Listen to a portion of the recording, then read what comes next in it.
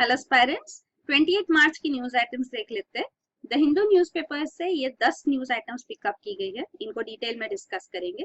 पहली news item है Supreme Court counters push for Aadhaar. तो रिसेंटली हम न्यूज में देख रहे हैं काफी सारे स्कीम्स के लिए आधार मैंडेटरी किया जा रहा है। तो सुप्रीम कोर्ट ऑलरेडी इस इशू पे, आधार के इशू पे एक केस, कॉन्स्टिट्यूशनल बेंच है जो ये केस कर रही है। मतलब वो ये देख रहे हैं कि क्या आधार प्राइवेसी, राइट टू प्राइवेसी को वायलेट करता है या नहीं, क्योंकि आधार के अंदर बायोमेट्रिक इंफॉर्मेशन लिया जाता है, तो वो सिक्योरिटी, उसकी प्राइवेसी वायलेशन है कि नहीं, वो इश्यूज के ऊपर supreme court constitutional bench order देगी। तो इसका एक ऑब्जर्वेशन अक्टूबर 2015 में भी सुप्रीम कोर्ट ने यहाँ पे जो ऑर्डर दिया था, उसमें उन्होंने यही कहा था कि आधार मैंडेटरी नहीं कर सकते आप सोशल वेलफेयर स्कीम्स के लिए। मतलब कि वॉल्यूंटरी हो सकता है कि आधार लिंकेज करो, पर अगर आधार नहीं है तो आपको सोशल वेलफेयर स्कीम बेनिफिट नहीं मिलेगी, ये नहीं किया जा सकता। लेकिन तब आधार एक्ट भी नहीं पास किया गया था, अब आधार एक्ट भी पास किया गया है। UIDAI, unique identification authority of India जो है, वो स्टैट्यूटरी बॉडी बन गई है। लेकिन और ये एक्ट में प्रोविजन है कि आधार लिंक कर सकते हैं सोशल वेलफेयर स्कीम से। तो अभी भी सुप्रीम कोर्ट ने अभी जो ऑर्डर दिया है, वो उन्होंने यही कहा है कि वॉल्यूंटरी रहेगा, इसको आप कंपलसरी नहीं कर सकते जब तक कि सुप्रीम कोर्ट इस पे फाइनल जजमेंट पास नहीं कर देती, इस इशू पे, राइट टू प्राइवेसी और आधार के इशू। तो ये अभी तक ऑर्डर रहा है। अक्टूबर 2015 में उन्होंने कहा था कि आप आधार वॉल्यूंटरीली यूज कर सकते हो थोड़ी स्कीम्स के लिए। उससे पहले अगस्त 2015 में ऑर्डर था, उसमें उन्होंने कहा था कि आधार सिर्फ पीडीएस, पब्लिक डिस्ट्रीब्यूशन सिस्टम, और एलपीजी डिस्ट्रीब्यूशन के लिए यूज किया जा सकता है। फिर वही अक्टूबर 2015 में उन्होंने कहा कि एमजीएनआरईजीए, पेंशन स्कीम्स, जनधन योजना के लिए भी यूज किया जा सकता है, लेकिन वॉल्यूंटरीली, या वॉल्यूंटरी, कंपलसरी नहीं हो सकता। ये सारे सोशल वेलफेयर स्कीम्स है। तो वही अभी उन्होंने, ये अभी जो ऑर्डर आया उसमें भी सुप्रीम कोर्ट ने यही कहा है कि सोशल वेलफेयर स्कीम्स के लिए वॉल्यूंटरी ही रहेगा। पर उन्होंने कहा है कि नॉन वेलफेयर स्कीम जो है उसके लिए वो मैंडेटरी कर सकते हैं, गवर्नमेंट प्री कंडीशन रख सकती है। तो नॉन वेलफेयर प्रोविजंस जैसे हमने अभी रिसेंटली देखा कि इनकम टैक्स फाइलिंग के लिए आधार मैंडेटरी हो गया है, पैन कार्ड अवेल करने के लिए, पैन कार्ड लेने के लिए भी आधार मैंडेटरी है, बैंक अकाउंट खोलने के लिए। तो ये सारे नॉन वेलफेयर एक्टिविटीज है। तो इसके लिए अगर मोबाइल कनेक्शन के लिए आधार लिंकेज जो है, ये सब के लिए अलाउड है, पर वेलफेयर स्कीम्स के लिए नहीं अलाउड है। मतलब आप किसी को एक्सक्लूड नहीं कर सकते वेलफेयर बेनिफिट से सिर्फ इसलिए कि उनके पास आधार नहीं है। तो ये सुप्रीम कोर्ट का स्टैंड सामने आया है। फिर अगला न्यूज आइटम है suicide no more a crime. तो ये है मेंटल हेल्थ केयर बिल 2013। तो ये बिल एक्चुअली राज्यसभा में इंट्रोड्यूस किया गया था। तो अगर राज्यसभा में बिल इंट्रोड्यूस किया जाता है और लोकसभा डिसॉल्व भी हो जाती है तो बिल अलाइव रहता है। तो वही बेनिफिट है राज्यसभा में इंट्रोड्यूस करने का। तो ये बिल लोकसभा में भी गया है और उसके बाद राज्यसभा ने इसमें ऑफिशियल अमेंडमेंट्स करके इसको पास किया है अगस्त 2016 में। और अब ये बिल लोकसभा ने भी मार्च 2017 को ये बिल को पास कर दिया। तो वही अभी तक का स्टेटस है। तो ये मेंटल हेल्थ केयर बिल अब लोकसभा ने भी पास कर दिया। तो ये बिल के जो सेलियंट फीचर्स है वो यहाँ लिखे गए। सबसे पहले तो वही जो पॉइंट है हेडलाइन के, सुसाइड अभी क्राइम नहीं होगा। मतलब अगर कोई ने सुसाइड किया, अटेम्प्ट किया है, तो ये समझा जाएगा कि that person is suffering from severe stress, तो उसको ट्रीटमेंट की जरूरत है, उसको असिस्टेंस की जरूरत है, उसको लॉ में पनिशमेंट नहीं मिलेगी लॉ के अकॉर्डिंग। तो ये एक मेजर प्रोविजन है। दूसरा ये है कि मेंटल जो है, मेंटल डिजीज वगैरह, उसको, मेंटल इलनेस को क्लियरली डिफाइन किया गया है। तो जो पहला मेंटल हेल्थ एक्ट तो था 1987 का, इसमें डेफिनेशन नहीं था, तो अब मेंटल इलनेस क्लियरली डिफाइन किया गया है। तीसरा फीचर ये है कि इसमें एक एडवांस डायरेक्टिव प्रोविजन है। तो एडवांस डायरेक्टिव मतलब आप एडवांस में ही, या आप डायरेक्टिव दे सकते हैं, अपनी विश बता सकते हैं कि आप कैसे ट्रीट होना चाहते हो अगर आपको मेंटल इलनेस हुई फ्यूचर में। तो आप किसी को नॉमिनेटिव रिप्रेजेंटेटिव रखना चाहते हो, जो चूज आप कर सकते हो, जो आपके ख्याल रखे। तो ये सारा एडवांस डायरेक्टिव प्रोविजन भी इस बिल में है, प्रोविजन तो वो है। और ये राइट्स बेस्ड बिल है, मतलब आपको राइट टू फ्री ट्रीटमेंट मिल रही है। यहाँ पे प्रॉमिस की जा रही है कि आपको फ्री ट्रीटमेंट दिया जाएगा अगर आप होमलेस हो या आप बीपीएल, बिलो पॉवर्टी लाइन हो। अगर आपके पास बीपीएल कार्ड नहीं है तो भी यहाँ पे फ्री ट्रीटमेंट अश्योर किया जा रहा है। तो ये सेलियंट फीचर्स है इस बिल के। तो वही है ये। तो अब प्रेसिडेंट असेंट के बाद ये बन जाएगा कंप्लीट एक्ट। तो ये है mental illness definition, right to access जो है राइट बेस्ड है, एडवांस डायरेक्टिव है, mental health authority central and state level पे बनाई जाएगी। टर्मिनोलॉजी चेंज किया गया है, साइकेट्रिक हॉस्पिटल्स को अब मेंटल हेल्थ एस्टेब्लिशमेंट्स कहा जाएगा। और फिर mental health review commission and boards भी एस्टेब्लिश किए जाएंगे। फिर अगला न्यूज आइटम है BJP trying to sneak in corporate funding. तो ये राज्यसभा में अपोजिशन पार्टीज सेंटर को अक्यूज कर रही है कि उन्होंने काफी सारे अमेंडमेंट्स लाए हैं फाइनेंस बिल में लोकसभा में।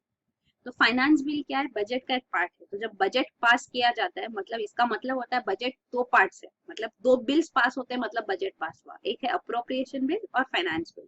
तो ये फाइनेंस बिल के अंदर ये सारे टैक्सेशन रिलेटेड प्रोविजंस है।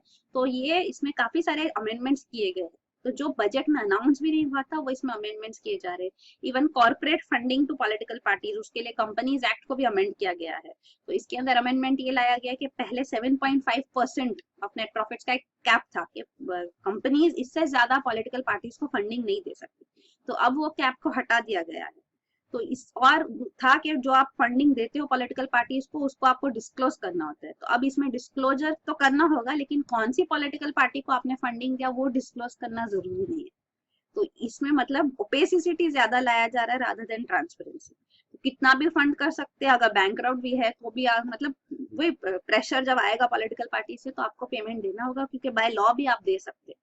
और जो इलेक्टोरल बॉन्ड्स का भी जो प्रोविजन बजट में इतना प्रोमिनेंटली लाया गया उसमें भी वही है कि कौन सी पॉलिटिकल पार्टी को आप कितना पेमेंट कर रहे हो वो आपको दिखाने की जरूरत नहीं, और पॉलिटिकल पार्टीज को भी बताने की जरूरत नहीं है।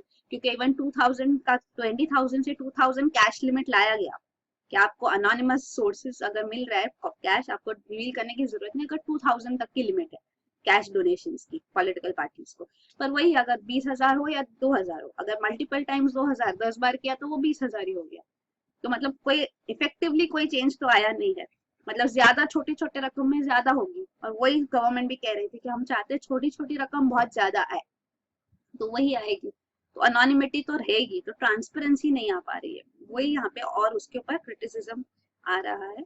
और दूसरा प्रोविजन ये भी है कि उन्होंने इनकम टैक्स अथॉरिटीज के पावर्स बढ़ा दिए, उनके पास राइट दे दिया है कि वो चैरिटीज जो फंक्शन करती है उनकी प्रॉपर्टीज रेड कर सकते हैं, राइट टू रेड प्रॉपर्टीज। तो ये सारे चेंजेस लाए गए, इवन आधार लिंकिंग किया गया है। तो ये फाइनेंस एक्ट को अमेंड करके ही किया गया। तो इसके ऊपर सब even cash transactions, cash payments के ऊपर जो लिमिट थी 3 लाख की उसको कम होकर अब 2 लाख किया गया है। तो ये सब जो है वो लोकसभा के थ्रू किया गया, बाईपासिंग राज्यसभा, क्योंकि राज्यसभा के पास पावर्स ही नहीं है इसके ऊपर कुछ तो स्टेप्स लेने के लिए। लेकिन इसको सबको बजट में भी अनाउंस नहीं किया गया, अब अमेंडमेंट्स में लाया जा रहा है। इसके ऊपर गवर्नमेंट अपोजिशन अक्यूज कर रही है गवर्नमेंट को। फिर अगला न्यूज आइटम है navy bids farewell to long range maritime patrol aircraft. तो ये TU-142M long range maritime patrol aircraft है जो पिछले 30 सालों से इंडियन फोर्सेस को ये सर्व कर रही है। तो ये एक्सीडेंट फ्री फ्लाइंग हिस्ट्री रही है इनकी, तो ये अब डी इंडक्ट की जा रही है। तो ये यूएसएसआर, फॉर्मर यूएसएसआर से इनको इंडक्ट किया गया था 1988 में। इन्होंने काफी सारे मेजर ऑपरेशंस में पेट्रोल एयरक्राफ्ट ने पार्टिसिपेट किया है, जैसे कि ऑपरेशन कैक्टस, ऑपरेशन विजय, ऑपरेशन पराक्रम। तो ऑपरेशन कैक्टस जो था ये मालदीव्स में इंडिया ने किया था, इसके बारे में हम देखेंगे। ऑपरेशन विजय था for liberation of Goa from Portuguese, और ऑपरेशन पराक्रम LOC पे था अगेंस्ट पाकिस्तान। और काफी सारे एंटी पायरेसी ऑपरेशंस में भी ये पेट्रोल एयरक्राफ्ट ने पार्टिसिपेट किया। तो अब ये पेट्रोल एयरक्राफ्ट रिप्लेस की जाएगी बोइंग P-8I एयरक्राफ्ट जो भी रिसेंटली इंडक्ट की गई है उनसे। तो ये ऑपरेशन कैक्टस जो मालदीव्स में था ये 1988 का इंसिडेंट है, जब ये PLOT, People's Liberation Organisation of Tamil Eelam, ये मिलिटेंट्स थे श्रीलंका, ये तमिल एलाम रीजन के। तो इन्होंने यहाँ पे 80 आर्म्ड मिलिटेंट्स थे, वो स्पीड बोट से मालदीव्स पहुंचे, और यहाँ पे ऑलरेडी उनके एलीज थे, वो ऑलरेडी कंट्री में पहुंच चुके थे, और उन्होंने गवर्नमेंट को टेक ओवर किया। तो यहाँ पे वो एक्चुअली माले एयरपोर्ट को कंट्रोल में ले लिया, नेशनल कैपिटल में जो यहाँ पे। पर वो प्रेसिडेंट जो है मालदीव्स के तब थे मोमून अब्दुल गयूम, उनको कैप्चर नहीं कर पाए, तो वो वहां से भाग गए और उन्होंने मिलिट्री एड मांगा इंडिया से, और इंडिया ने with in 12 hours military add पहुंचाई। तो ये तब प्राइम मिनिस्टर थे इंडिया में राजीव गांधी। तो उन्होंने यहाँ पे जो एक्शन लिया, 1600 ट्रूप्स यहाँ पे भेजे गए, और इस ऑपरेशन को नाम दिया गया ऑपरेशन कैक्टस। तो इसमें 12 आवर्स के अंदर एड भी पहुंची, और उन्होंने खूब अटेम्प्ट स्क्वाश किया और कंट्री का फुल कंट्रोल ले लिया थोड़े घंटों में। तो इसको काफी अप्रिशिएट किया गया वर्ल्ड वाइड भी, US, Soviet union, great Britain, even India के नेबर्स नेपाल, बांग्लादेश ने इन्होंने ये एक्शन को, इंडियन एक्शन को अप्रिशिएट किया। Even India Maldives relation strong हो गए। तो ये ऑपरेशन कैक्टस था। Operation Vijay liberation of Goa के लिए था 1961 में, पोर्चुगीज कंट्रोल थी ये रीजन तक। और ऑपरेशन पराक्रम 2002 में, ये आफ्टर इंडियन पार्लियामेंट अटैक जो हुआ था, उसके बाद इंडिया ने अपना फोर्सेस डिप्लॉय करना शुरू किया एलओसी में, वो स्टैंड ऑफ हुआ। एक्चुअली फुल स्केल वॉर तो नहीं हुई, पर ये जो एक्शन लिया गया इंडिया से, उसको ऑपरेशन पराक्रम नाम दिया गया। फिर अगला न्यूज आइटम है a new frontier for active TB diagnosis. तो ये टीबी डायग्नोसिस के लिए अभी जो टेस्ट यूज किया जाता है वो होता है स्प्यूटम सैंपल्स का टेस्ट। तो स्प्यूटम सैंपल्स ये लिए जाते हैं फॉर पल्मोनरी टीबी केसेस, और एक्स्ट्रा पल्मोनरी टीबी है, पल्मोनरी मतलब लंग्स के रिलेटेड, तो अगर एक्स्ट्रा पल्मोनरी टीबी केस होगा तो उसके लिए बायोप्सी किया जाता है और सैंपल्स लिए जाते हैं। तो ये जो है, इससे बेटर जो है रैपिड ब्लड टेस्ट अभी डेवलप किया जा रहा है। तो ये रैपिड ब्लड टेस्ट दो बायोमार्कर्स को आइडेंटिफाई करने में होता है कि ये दो प्रोटीन्स है। तो ये दो प्रोटीन्स बैक्टीरिया तभी रिलीज करते हैं, टीबी बैक्टीरिया, जब एक्टिव इन्फेक्शन होते हैं। तो इसीलिए ये test easily active infections detect कर सकता है। तो ये काफी एक प्रोमिनेंट अप्रोच होगा टीबी डायग्नोसिस में। तो ये टेस्ट अगर लाया जाए तो ऑफकोर्स टीबी डायग्नोसिस इजीली होगा, तो टीबी ट्रीटमेंट भी जल्द से स्टार्ट हो सकता है। और इंडिया का जो टारगेट है कि 2025 तक टीबी एलिमिनेट करना है कंट्री से, वो हम अचीवेबल कर पाएंगे।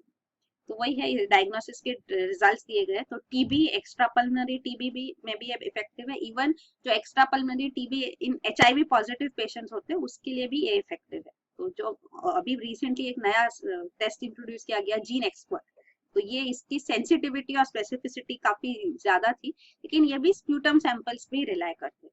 तो इसीलिए ये रैपिड ब्लड टेस्ट अब प्रमोट किया जा रहा है। तो ये उसके बारे में है।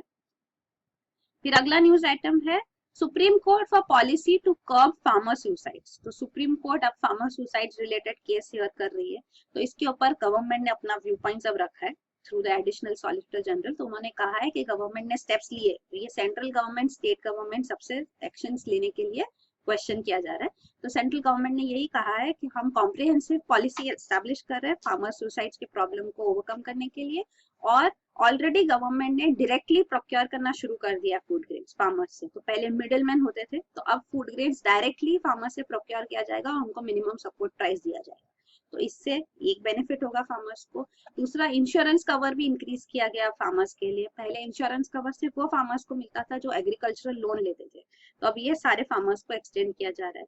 तो ये स्टेप्स थोड़े लिए गए गवर्नमेंट के, वो हाईलाइट हुए। ऑलरेडी फार्मर सुसाइड केस काफी ज्यादा है इंडिया में। पिछले थोड़े सालों में 3000 से ज्यादा फार्मर्स ने सुसाइड कमिट किया। तो ये सुप्रीम कोर्ट केस हियर कर रही है और इसके ऊपर कई बार ये न्यूज में आएगा। तो this is an important issue, will continue to be news, ये न्यूज में रहेगा, तो हम इसको डिस्कस करते रहेंगे। फिर अगला न्यूज आइटम है India Nepal renew fuel pact.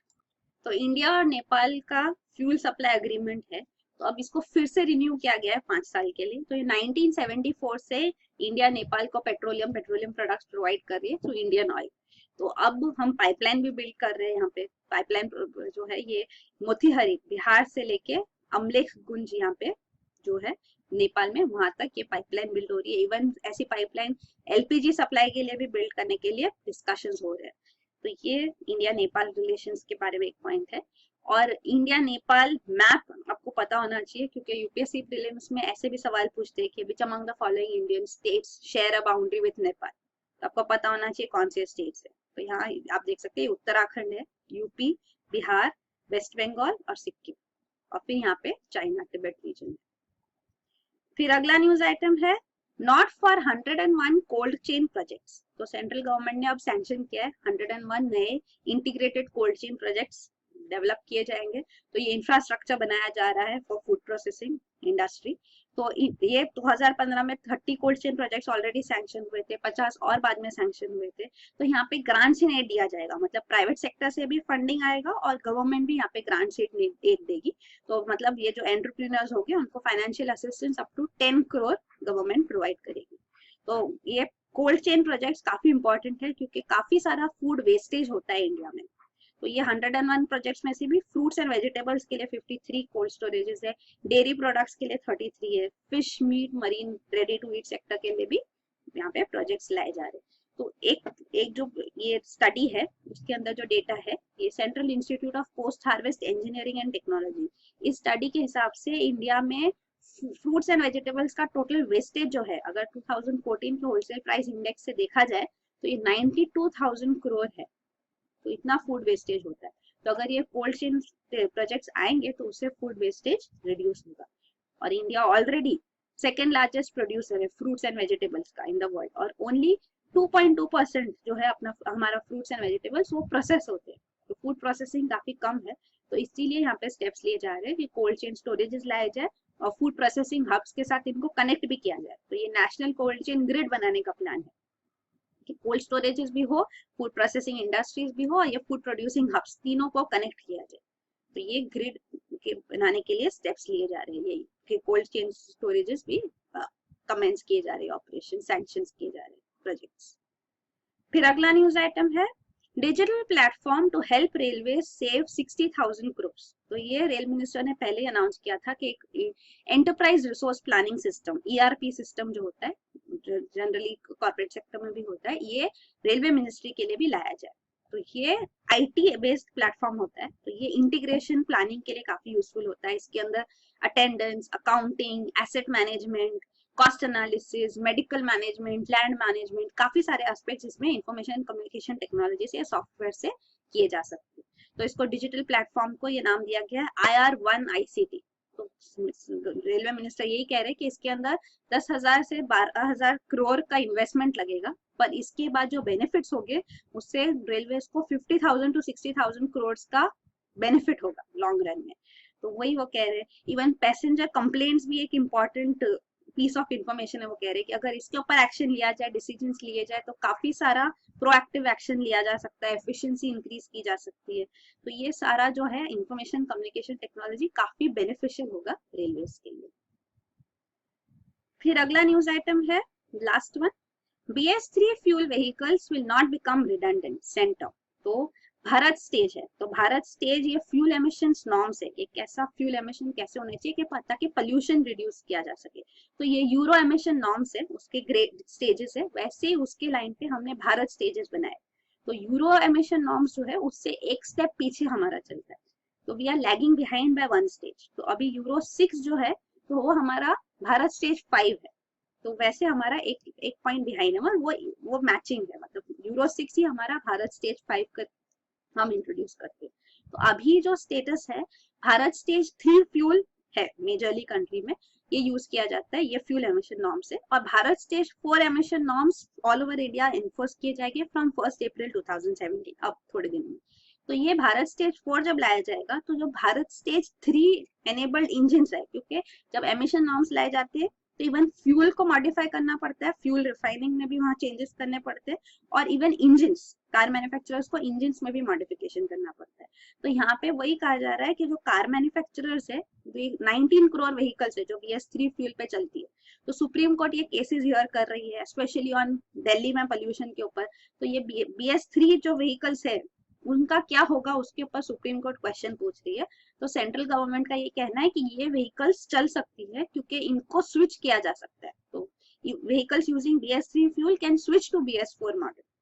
और मैन्युफैक्चरर्स, कार मैन्युफैक्चरर्स का ये कहना है कि हमको BS3 ओल्ड एमिशन नॉर्म्स के हिसाब से, जो BS3 नॉर्म्स के हिसाब से भी जो व्हीकल्स है उनको वो स्टॉक को सेल करने के लिए देना चाहिए, क्योंकि ये जब प्रीवियसली भी ये भारत स्टेजेस लाए गए थे, भारत स्टेज 2 और भारत स्टेज 3 2005 और 2010 में रिस्पेक्टिवली, तभी भी ऑप्शन दिया गया था कि प्रीवियस जो एमिशन नॉर्म्स के हिसाब से जो व्हीकल्स थे उनको सेल करने दिया गया।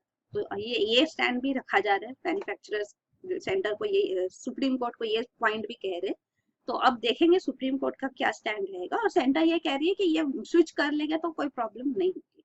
और एक न्यूज इस बारे में थी, वो ये था जो एक पिछले साल आई थी ये न्यूज कि भारत स्टेज 5 जो है उसको स्किप किया जाएगा, तो उसके बारे में भी हम थोड़ा देख लेंगे।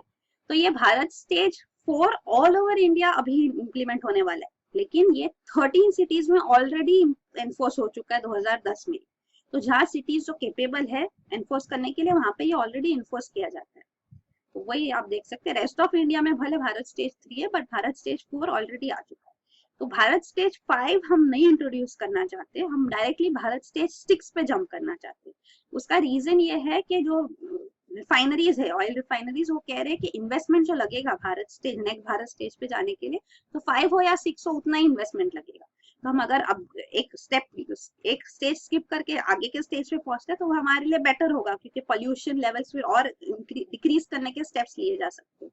तो वही डिसाइड किया गया, गवर्नमेंट ने अनाउंस किया कि भारत स्टेज 5 स्किप किया जाएगा, क्योंकि भारत स्टेज 5 आने वाला था 2019 से, और भारत स्टेज 6 2023 से। तो गवर्नमेंट ने कहा कि हम 2020 में ही भारत स्टेज 6 लाएंगे। तो ये अनाउंसमेंट गवर्नमेंट ने पिछले साल किया था, लेकिन कार मेकर्स इसको अपोज कर रहे थे, क्योंकि उनका कहना ये है कि भारत स्टेज 6 लाने के लिए जो उनको मॉडिफिकेशंस करने पड़ेगी वो ज्यादा है, क्योंकि भारत स्टेज 5 लाने के लिए ये डीजल पार्टिकुलेट फिल्टर लाना पड़ेगा उनको, तो ये एक इन्वेस्टमेंट होगा, पर उनको उसके अलावा और एक ये सिलेक्टिव कैटालिटिक रिडक्शन टेक्नोलॉजी भी लानी पड़ेगी। तो इनको कम टाइम फ्रेम में इतना इन्वेस्टमेंट लाना और इतना चेंजेस कर पाना, वो कह रहे हैं हमको दिक्कत आएगी। तो ये कार मैन्युफैक्चरर्स का व्यू पॉइंट तो था ही, पर गवर्नमेंट ने ऑलरेडी अनाउंस कर दिया है, तो अब हम देखेंगे कि भारत स्टेज 5 स्किप करने का अनाउंस हो चुका है। और फिलहाल वही है प्रेजेंटली न्यूज कि भारत स्टेज 4 1 अप्रैल 2017 से all over the country enforce हो जाएगा। तो यही है न्यूज आइटम्स। Thank you.